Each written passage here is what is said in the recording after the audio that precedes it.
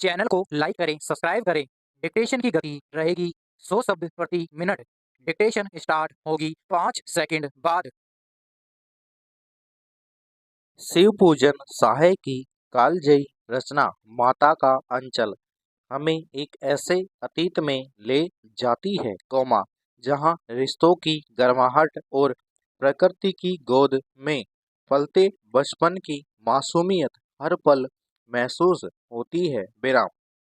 कहानी का नायक भोलानाथ जिसका वास्तविक नाम तारकेश्वर नाथ होते हुए भी वह अपने भोलेपन के कारण इसी नाम से अधिक जाना जाता है अपने पिता के साथ एक अद्वितीय भावनात्मक जुड़ाव रखता है। विराम।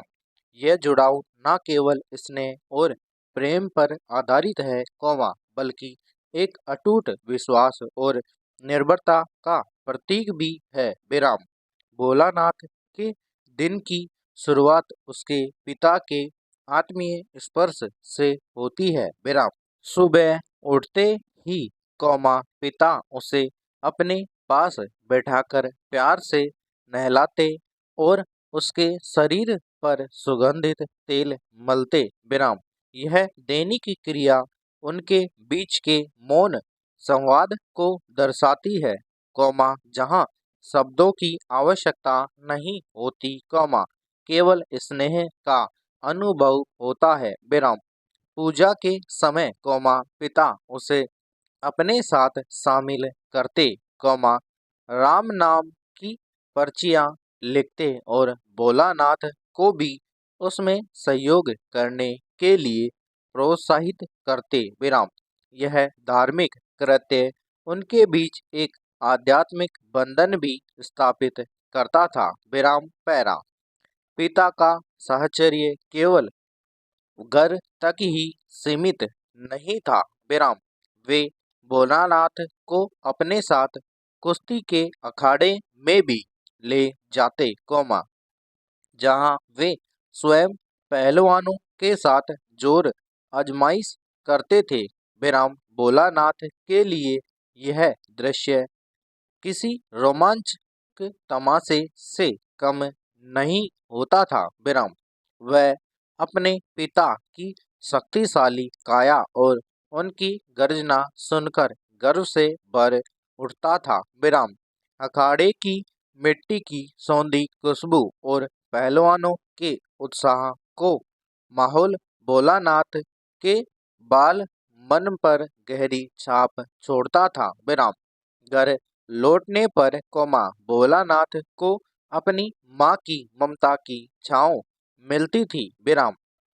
मैया उसे बड़े प्यार से नहलाती उसके उलझे बालों को कंघी से सुलझाती और उसकी आंखों में काजल लगाती। विराम। जिससे उसकी मासूमियत और भी बढ़ जाती थी। विराम।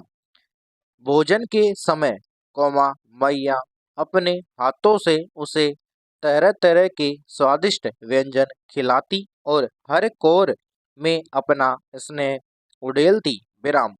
रात को वह उसे अपनी गोद में सुलाती और लोरी गाकर उसे सपनों की दुनिया में भेजती। विराम।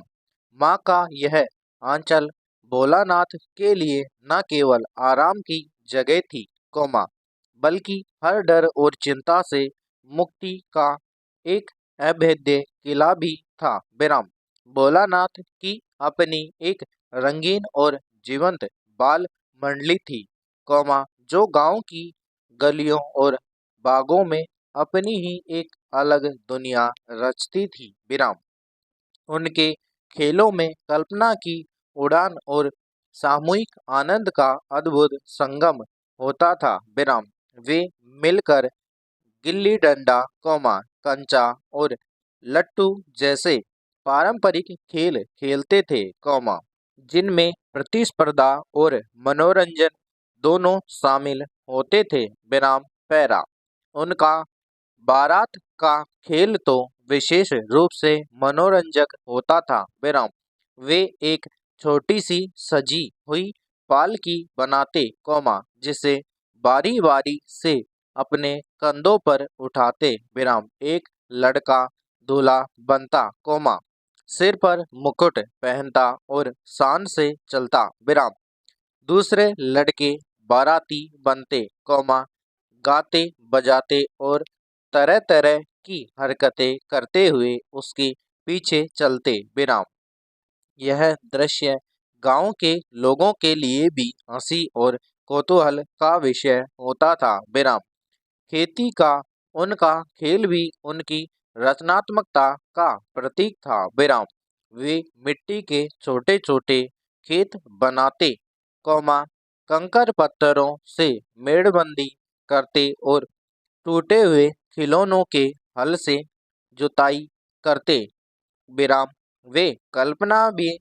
बीज बोते और पानी देते, और जब उनकी फसल तैयार हो जाती, तो वे उसे खुशी खुशी काटते और आपस में बांटते, उनकी शरारतें भी उनकी मासूमियत का ही हिस्सा थी, वे कभी किसी पेड़ से फल तोड़कर भाग जाते, कभी किसी शांत बैठे जानवर को पत्थर मार देते, और कभी राह चलते लोगों को अपनी आवाजें निकालकर चिढ़ाते, उनकी टोली में एक अटूट बंधन था, और वे एक दूसरे के सुख दुख में हमेशा साथ खड़े रहते थे, कहानी का सबसे महत्वपूर्ण मोड़ तब आता है जब खेलते समय वे एक विषैले सांप को देख लेते हैं,